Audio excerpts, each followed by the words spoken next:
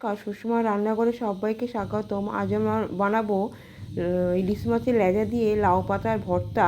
তা প্রথমে আমি একটা ইলিশ মাছের লেজা দিয়েছি, এইটাতেই দিয়ে হয়ে যাবে।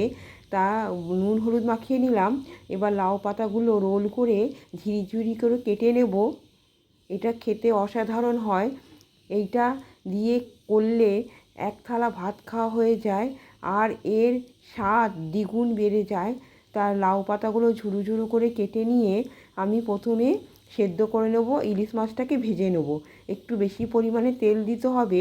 ওই ইলিশ মাছের তেলটা যে আমি মাছটা ভাজলাম, ওই তেলের মধ্যে শুকনো লঙ্কা, কাঁচা লঙ্কা, রসুন আমি ভেজে তুলে নেব। ভেজে তুলে নেওয়ার পর মাছটাকে আমি ছাড়িয়ে নিতে হবে, যেহেতু ইলিশ মাছে অনেক কাঁটা থাকে। ইলিশ মাছটাকে কাঁটাগুলোকে আমি ছাড়িয়ে নেব। একবার বাড়িতে বানিয়ে দেখবে বা গেস্ট আসলে করে দেখবে, খেতে দুর্দান্ত হয়। এর কোনো কথা হবে না, এত সুন্দর টেস্ট এর। যেহেতু ইলিশ মাছ পড়ছে, তারপরে সমস্ত কিছু একসঙ্গে বেটে নেব।